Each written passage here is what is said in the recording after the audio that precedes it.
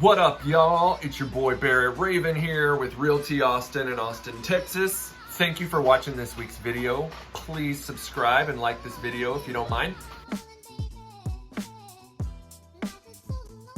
So I had a conversation recently with a client and she was just feeling down and out, discouraged, kind of despondent because she just wasn't finding any homes that met her criteria that she was getting really excited about.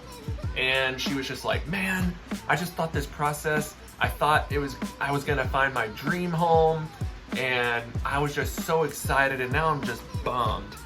And it hit me, I told her, you know what, lady, I'm not gonna tell you her name.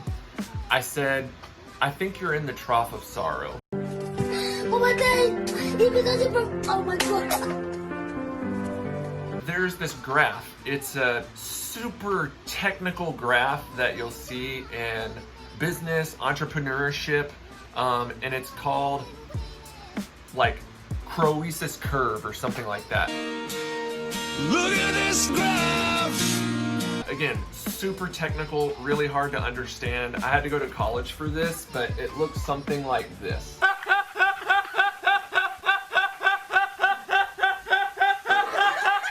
Okay, we're gonna talk about it in just a minute. They start looking for homes and they fall Julian. into this stage called informed pessimism. Excuse my horrible first grader handwriting. So they're starting to get discouraged. They're like, oh wait, hold on. My price range can only buy me what? Like, this is a lot of money that I'm gonna be spending on this thing. And like, man, I don't know that there are a lot of options out there for me that I like. Then, almost inevitably, home buyers go into this phase called the trough of sorrow. Oh my God, oh my God. Okay? So, that's when they start to feel hopeless, right? They're just thinking, oh my gosh, this is never gonna happen. I'm never gonna find a home that I like. It is not gonna work. I don't know if this is for us. Houses are just too expensive for me, I guess. My taste is too expensive, right?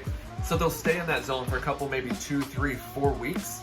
And then inevitably, something happens where they start to come out of it.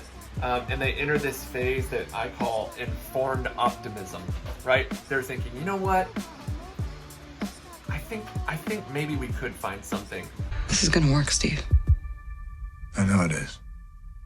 Because I don't know what I'm gonna do if it doesn't. Maybe they compromise on like one of their big non-negotiable criteria. People usually have 3 non-negotiables.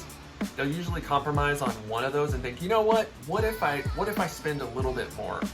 Or what if I don't buy a house quite as big as I thought I was gonna get? Or what if I look just outside of the area that's like my ideal location?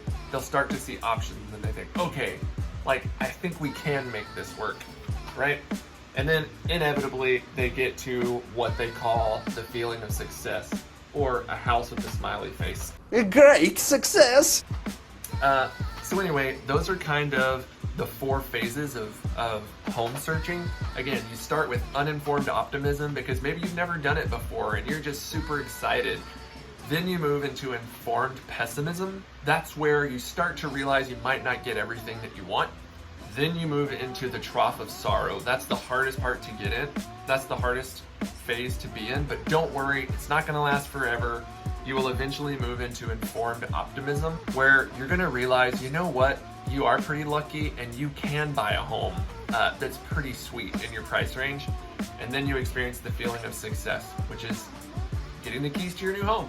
So in the spirit of just setting expectations for people, if you're ever thinking about looking for a home, just be prepared. You're probably gonna walk through all of these 4 or 5 stages, but don't worry. If you have a good agent who has your back, they're gonna be there for you the entire way and they'll shepherd you through. So hope that helps. Holler if you have any questions at all. My info will be below this video, and I hope to see y'all in person sooner rather than later. Bye.